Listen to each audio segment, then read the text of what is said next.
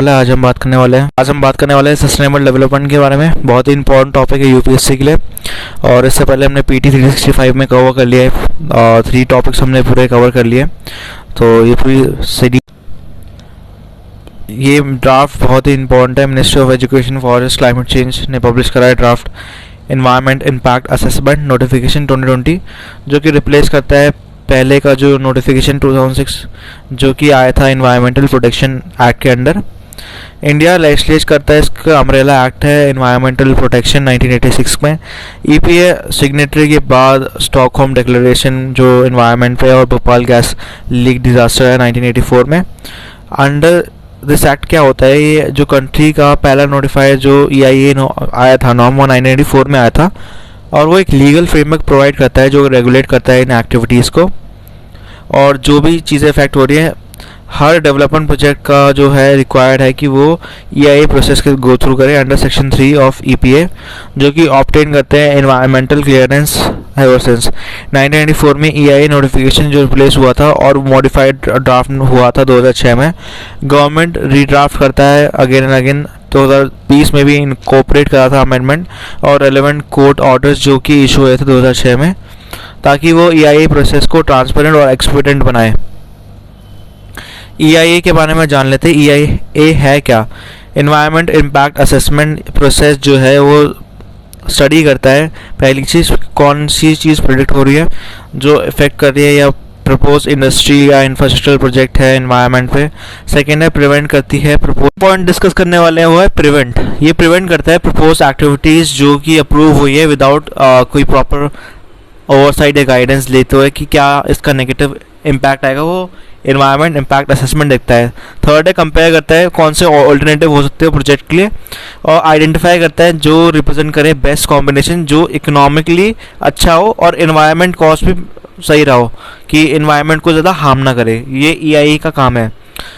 Next जो point है वो बहुत इंपॉर्टेंट है कि कोई भी प्रोजेक्ट जो एनवायरमेंटल क्लियरेंस से जा रहा है तो पहले तो उनको स्क्रीनिंग और स्कोपिंग प्रोसेस के अंदर जाना पड़ता है, जहाँ पे वो रेगुलेटरी अथॉरिटी जो EIA की होती है वो उनको देखती है। फिर आफ्टर वो ड्राफ्ट करती है EIA रिपोर्ट जो कि पब्लिक कंसल्टेशन पे जाती है। अगर 2006 के लॉ के हिसाब से जाऊँ तो प्रोजेक्ट जो होते हैं 2 कैटेगरी में आते हैं, एक होता है A और एक होता है B, जहाँ पे जितने भी प्रोजेक्ट हैं जो कैटेगरी A में आते हैं वो प्रोसेस में जाते हैं EIA में। कैटेगरी B वाले फर्दर क्लासीफाइड होते हैं B1 और B2 में, और उनका स्कोप और पोटेंशियल इम्पैक्ट क्या होगा एनवायरनमेंट पे वो देखा जाता है, जो कि B2 में एग्जेम्प्ट होते हैं। इसके अलावा आपकी भलाई के लिए हमने यहाँ पे एक आप देख सकते हो पूरा टेबल बनाया जो आपको बहुत ही अच्छे से समझा देगा कि क्या डिफरेंस है 2020 वाले EIA 2006 के और 1994 के। तो यहाँ पे आप देख लो, तो पीरियड ऑफ पब्लिक कंसल्टेशन मतलब लोग जनता के पास जब जाता है वहाँ पे पब्लिक होता ही है, तो उसका पीरियड क्या है, पहले 30 था, फिर 45 था और फिर 40 कर दिया 2020 के में। सेकेंड है मॉनिटरिंग पीरियड क्या है, यहाँ पे प्रोजेक्ट जो है प्रोजेक्ट अथॉरिटी मॉनिटर करेगी कि क्या वो कंप्लाई करे एनवायरनमेंट नॉर्म्स के साथ हर 6 महीने। 2006 की बात करूँ तो यहाँ पे अथॉरिटीज़ मॉनिटर करती है कंप्लायंस एनवायरनमेंट नॉर्म्स 6 मंथ्स, पर 2020 में चेंज करा है कि वो 1 साल का रिलैक्स कर दिया है। एनवायरमेंटल क्लियरेंस इंपॉर्टेंट है। पहले जो बर्डन था प्रोवाइडिंग एनवायरमेंटल क्लियरेंस जो है वो सेंट्रल गवर्नमेंट के पास था, और सेकेंड है डिवीजन नहीं थी कोई कैटेगरी जो प्रोजेक्ट मेंशन है शेड्यूल 1 में, पर 2006 में प्रोजेक्ट जो है डिसेंट्रलाइज हो गया, जहाँ पे नया नोटिफिकेशन आया और जो बर्डन है वो आपका एनवायरमेंटल क्लियरेंस के लिए शेयर होने लगा सेंट्रल और स्टेट गवर्नमेंट पे। और जो प्रोजेक्ट शेड्यूल 1 में थे वो कैटेगराइज हो गया कैटेगरी A और कैटेगरी B में। कैटेगरी A में नेशनल लेवल पे हो गया और कैटेगरी B में स्टेट लेवल पे हो गया, और नेशनल और स्टेट लेवल एनवायरमेंटल इम्पैक्ट जो है वो इसकी रिस्पॉन्सिबिलिटी अथॉरिटी हो गई। 2020 में क्या हुआ, जो बर्डन है वो एनवायरमेंटल क्लियरेंस सेम था कि डिवाइड होगा सेंट्रल स्टेट में, पर जो प्रोजेक्ट है वो डिवाइडेड है A, B1 और B2 कैटेगरी में, जो कि पोटेंशियल सोशल एनवायरमेंटल इम्पैक्ट देखते हैं। नेक्स्ट जो पॉइंट है वो है क्लियरेंस प्रोसेस की बात कर रहा है यहाँ पे। तो पहले क्या हुआ था 1994 में स्क्रीनिंग होती थी, आपका पब्लिक हियरिंग होती थी, एनओसी मिलती थी स्टेट पॉल्यूशन कंट्रोल बोर्ड से, फोर्थ है एवेल्युएशन होता था एप्लीकेशन का, और लास्ट है रिकमेंडेशन होता है। ये प्रोसेस 90 दिन के अंदर होता था। अब 2006 में क्या हुआ कि स्क्रीनिंग थी, स्कोपिंग आ गया, पब्लिक हियरिंग में आ गया, अप्रेजल भी आ गया, और कैटेगरीज जो थी जो हमने देखा वो भी इसमें ऐड थी। कैटेगरी ए प्रोजेक्ट में मैंडेटरी है कि वो एनवायरनमेंट क्लियरेंस के थ्रू जाए, और यहाँ पे कोई स्क्रीनिंग प्रोसेस नहीं था। कैटेगरी बी में उनको स्क्रीनिंग प्रोसेस के अंडर को जाना पड़ता था, ताकि वो डिटरमाइन करे कि वो B1 या B2 कैटेगरी में है, B2 होगा तो एग्जाम्प्ट होगा। 2020 में क्या हुआ, कैटेगरीज तो सेम ही है ऑलमोस्ट। कैटेगरी B2 जो है वो रिक्वायर्ड है अप्रेजल के लिए, जो कि इनके सामने होगी अप्रेजल कमेटी के सामने, जहाँ पे वो डिसाइड करेंगे कि जो प्रिपरेशन है अप्रेजल है एनवायरमेंटल मैनेजमेंट प्लान का। सेकेंड है वेरिफिकेशन होगा कंप्लीटनेस बाय अथॉरिटी अपॉइंटेड, और थर्ड है grant rejection of clearance. Category B2 जो है रिक्वायर्ड नहीं होगी अप्रेजल का, और उनको फॉलो करना पड़ेगा last 2 step. Provision for appeal against prior environmental clearance, ये इंपॉर्टेंट है। अपील पहले दोनों केस में नहीं थी, पर थर्ड में थी, मतलब 2020 के जो भी आया है उसमें है कि अपील NGT को कर सकते हैं अगेंस्ट प्रायर एनवायरमेंटल क्लियरेंस। तो ये यहाँ तक का न्यूज़ था। Draft impact environment impact assessment, इस पर बहुत कंट्रोवर्सी हुई थी लास्ट ईयर। रिलेटेड न्यूज़ में देख लेते हैं। Ministry of environment forest and climate change ने एक फ्रेश गाइडलाइंस इशू करी है, जो कि एस्केलेट करते हैं एनवायरमेंटल अप्रेजल प्रोजेक्ट्स का। नई गाइडलाइंस एक्सपेक्टेड करती है environment appraisal of industrial projects. Appraisal जो होगा वो एक्सपर्ट अप्रेजल कमेटी के थ्रू होगा, जिसका रिप्रेजेंटेशन गवर्नमेंट के थ्रू होगा, और जो इसके आउटसाइडर ट्रेंड है matters in ecology, wild life, habitat preservation, उनमें होगा। इनकी एडवाइस क्रिटिकल है ministry of environment forest and climate change, जो जिनका डिसीजन होगा कि वो क्लियर करें या रेड फ्लैग दे प्रोजेक्ट को। यहाँ पे सेपरेट EAC कमेटी होगी, जो कि इंडस्ट्रियल प्रोजेक्ट और कोल माइनिंग में देखेगी, नॉन कोल माइनिंग रिवर्स पे देखेगी, हाइड्रो प्रोजेक्ट्स पे देखेगी। हाईलाइट क्या है नए गाइडलाइंस के कि वो इंश्योर करेगी EAC मीटिंग्स जो हर मतलब एटलीस्ट 15 दिन में एक बार हो, और जो प्रपोजल होंगे वो 10 दिन पहले अप्रूवल के लिए दिए जाएंगे, जो मीटिंग से पहले होंगे। नेक्स्ट जो बात करने वाले हैं NGT के बारे में, बहुत ही इम्पॉर्टेंट न्यूज़ थी ये लास्ट ईयर की। 10 साल हो गए थे NGT को, 2010 में आया था। ये स्टैचुटरी और क्वासी जुडिशियल बॉडी है, ठीक है, और इसका जो एम है वो बेसिकली इन्वायरमेंट प्रोटेक्शन के तरफ है और conservation of forest and other natural resources. Tribunal जो है वो बाउंड नहीं है CRPC के एक्ट पे या इंडियन एविडेंस एक्ट 1872, बट वो नेचुरल जस्टिस के प्रिंसिपल पे गाइडेड है। न्यू दिल्ली में इसकी प्रिंसिपल्स प्लेस होती है, और भोपाल, पुणे, कोलकाता, चेन्नई में अदर 4 प्लेसेस हैं। यहाँ पे स्ट्रक्चर बहुत ही ज़्यादा इंपॉर्टेंट है कि टाइम टेन्योर जो होता है 5 साल का होता है। मेंबर्स जो है एलिजिबल नहीं है रीअपॉइंटमेंट के लिए। चेयरपर्सन कौन होता है? जज होता है सुप्रीम कोर्ट का, और चीफ जस्टिस होते हैं हाई कोर्ट के। अपॉइंटमेंट सेंट्रल गवर्नमेंट के द्वारा होता है, और यहाँ पे कंसल्टेशन होती है CJI के थ्रू, और इसके साथ जुडिशियल मेंबर्स होते हैं, जहाँ पे जज होते हैं सुप्रीम कोर्ट, हाई कोर्ट के, और यहाँ पे आप एक्सपर्ट मेंबर्स भी देख सकते हैं जिनके टेक्निकल बैकग्राउंड होता है, कुछ क्वालिफिकेशन होती है। अपॉइंटमेंट होता है सेंट्रल गवर्नमेंट के द्वारा, किस रिकमेंडेशन के द्वारा? सेलेक्ट कमेटी के द्वारा। पावर्स क्या है NGT की? वो रेगुलेट कर सकती है अपने procedure, order, decision, award executable है एज अ डिक्री, मतलब as a order of civil court. Appeal against order कर सकते हैं, डिसीजन, अवार्ड NGT के, वो फाइल हो सकता है सुप्रीम कोर्ट में 90 डेज के अंडर। मैंडेट है कि डिस्पोज करे appeals with in 6 months of filing. NGT provide करता है एक रिलीफ कंपनसेशन जो विक्टिम्स जो है एयर पोल्यूशन, इन्वायरमेंट से बड़े सारे जो इफेक्टेड है। रेस्टिट्यूशन करता है प्रॉपर्टी डैमेज को, और थर्ड है रेस्टिट्यूशन करता है सराउंडिंग को जो वाइसिनिटी या कुछ एरियाज में आते हैं। Pending for non complying tribunal orders, यहाँ पे 3 साल तक का इम्प्रिजनमेंट है, जिसमें 10 करोड़ तक का फाइन है इंडिविजुअल पे और 25 करोड़ है कंपनीज का। जुडिशिएशन की बात करें तो यहाँ पे बड़े सारे आप लेजिस्लेशन दे सकते हो। Water prevention and control of pollution 1974, फिर आपका सेम ही एक्ट है, बस इसमें सेस आ गया। सेस एक्ट जो है 1977 और 3 साल बाद आया। फिर फॉरेस्ट कंजर्वेशन एक्ट 1980 में आया। Air prevention and control of pollution act 1981 में आया। फिर 5 साल बाद एनवायरमेंटल प्रोटेक्शन एक्ट 1986, बहुत ही इंपॉर्टेंट एक्ट है ये। फिर पब्लिक लायबिलिटी इंश्योरेंस एक्ट 1991। फिर बायोलॉजिकल डाइवर्सिटी एक्ट 2000 के अंडर आया। नेक्स्ट जो है न्यूज़ वो अगेन वेरी इंपॉर्टेंट है, sustainable ocean economy for 2050 report. ये high level panel sustainable ocean economy commission करा है एक रिपोर्ट जो कि ग्लोबल नेट बेनिफिट बताता है अगर हम इम्प्लीमेंट करें सस्टेनेबल ओशन बेस्ड इंटरवेंशन 30 साल के पीरियड में। तो ये high level panel sustainable development ocean panel के बारे में समझ लेते हैं। एक इनिशिएटिव है 14 सर्विंग वर्ल्ड लीडर्स का जो बिल्ड कर रहे हैं मोमेंटम सस्टेनेबल इकोनॉमिक ओशन की तरफ, जो इफेक्टिव प्रोटेक्शन, सस्टेनेबल प्रोडक्शन और इक्विटेबल प्रॉस्पेरिटी के बारे में बात करता है। इंडिया मेंबर नहीं है, इंपॉर्टेंट चीज़ है। सपोर्ट कहाँ से आता है? UNSC, United nation secretary general special envoy for ocean, establish हुआ था 2018 में। और गवर्नमेंट, बिजनेस, फाइनेंशियल इंस्टीट्यूशन बड़े सारे वर्क करें इनके साथ। इसके अलावा ये प्रोवाइड करता है प्रैग्मेटिक सोल्यूशन जो कि पॉलिसी, गवर्नेंस, टेक्नोलॉजी, फाइनेंस, इन सब में बात करता है। इसके अलावा आप देख सकते हो यहाँ पे जो की हाईलाइट है रिपोर्ट की, पहला है रिपोर्ट जो बेनिफिट करता है cost ratio over 30 years period 2020-2050।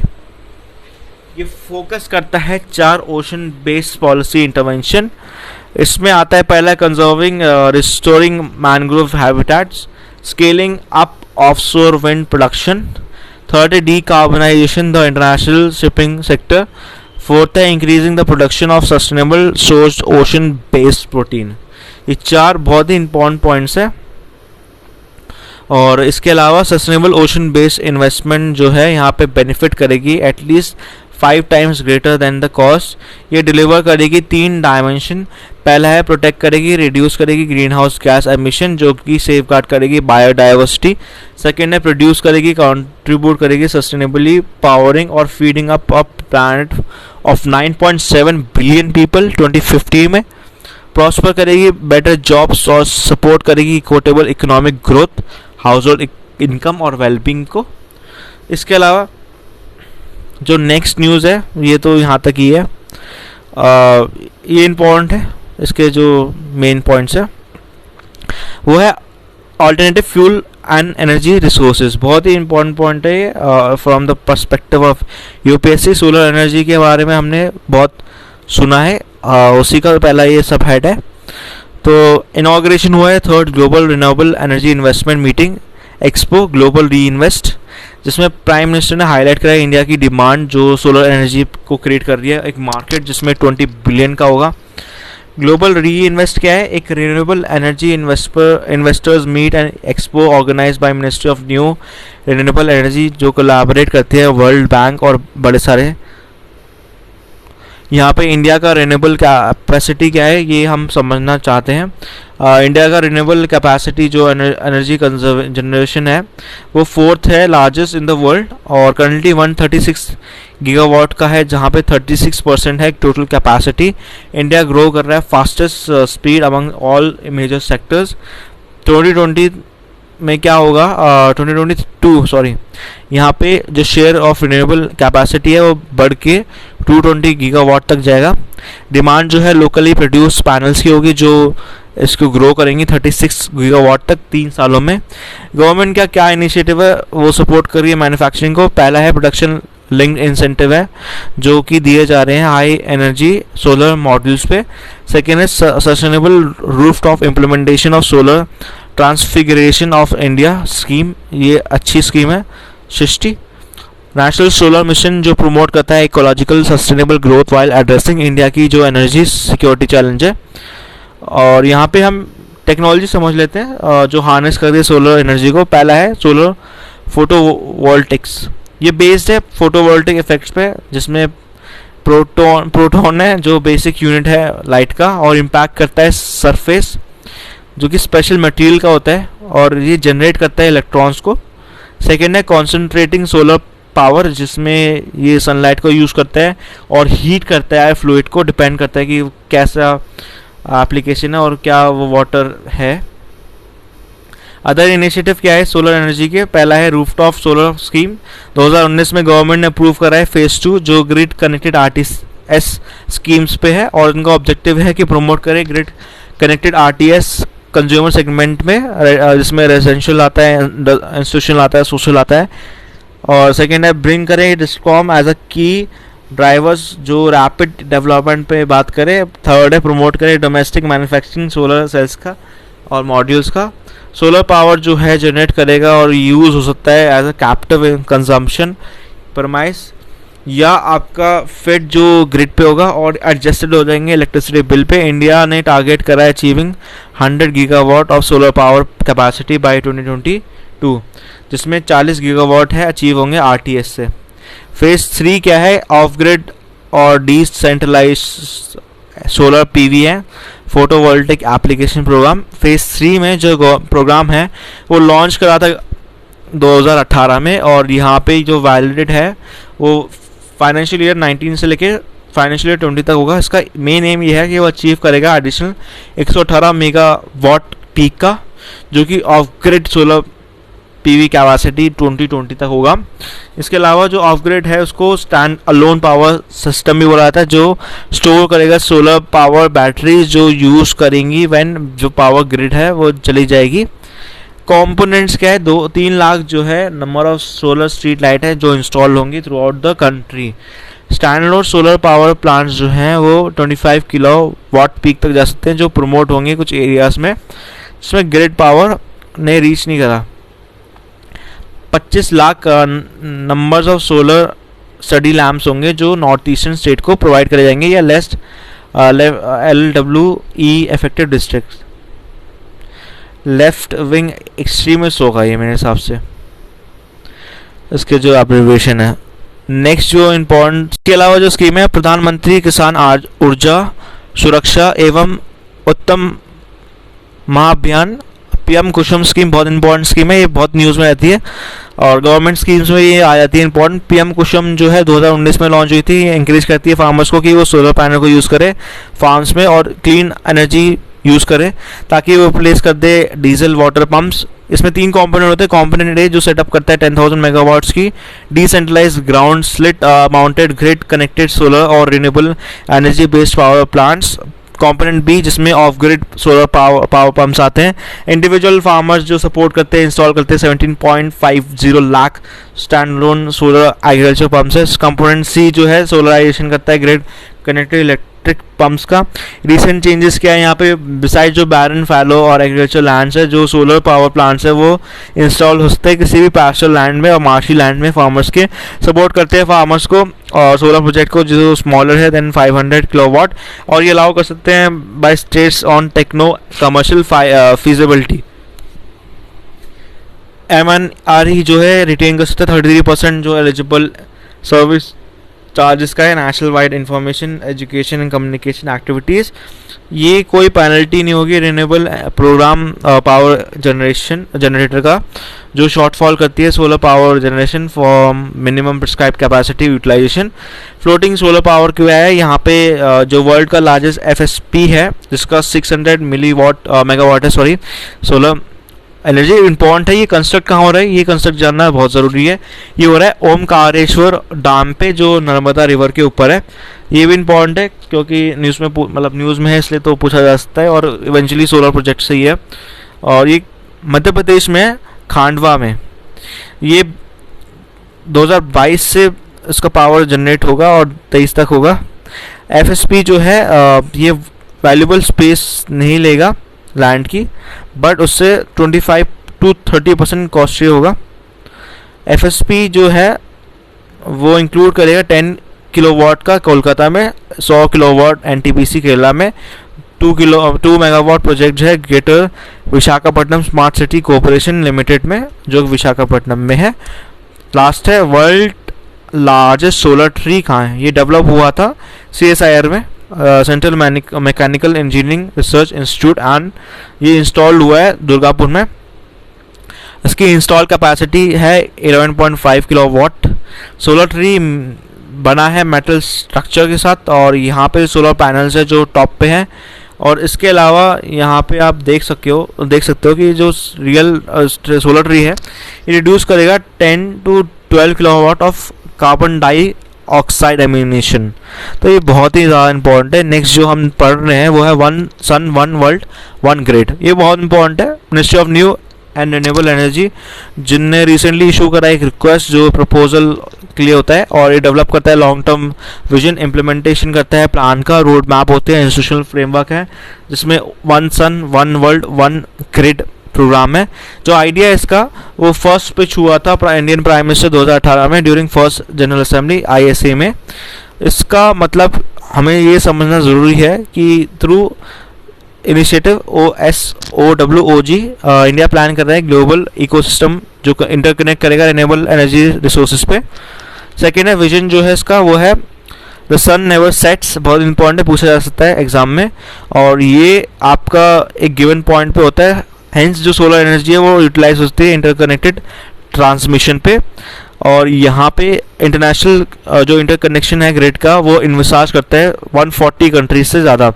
India एक फाल्क्रम है और इसमें 2 ब्रॉड जोन है। फार ईस्ट है जिसमें म्यांमार, वियतनाम, थाईलैंड, लाओ, कंबोडिया, और वेस्ट में अफ्रीका और मिडिल ईस्ट, ये सारे आते हैं। फेजेस है इसका, आप देख सकते हो जो अभी हम देखने वाले हैं। फेजेस क्या है इसका OSOWOG का, ये इंडिया का पहला ग्रिड है जो कनेक्ट कर रहा है middle east, south east Asia को। सेकेंड है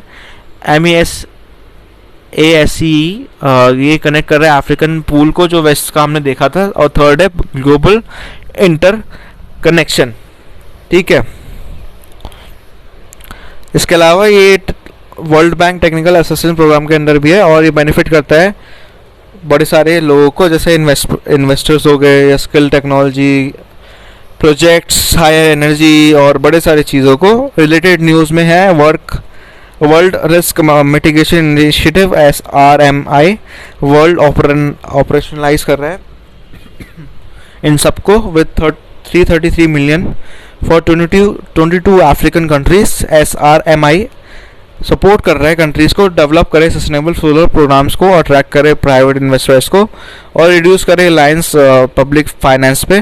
डेवलप होता है world bank energy sector management assistance programme पे, जिसका साथ पार्टनरशिप है Agence Française de Développement, international renewable energy agency और इंटरनेशनल सोलर अलायंस। हाइड्रोजन की नेक्स्ट न्यूज़ है जो आपकी स्क्रीन पर आने वाली है, और ये बहुत ही ज़्यादा है। तो अगर आपने चैनल को लाइक शेयर सब्सक्राइब ना करा हो तो आप कर लीजिए, क्योंकि ये तो बहुत ज़्यादा ही है। हम इसको कवर करने की पूरी कोशिश करेंगे जहाँ तक ये हो जाए।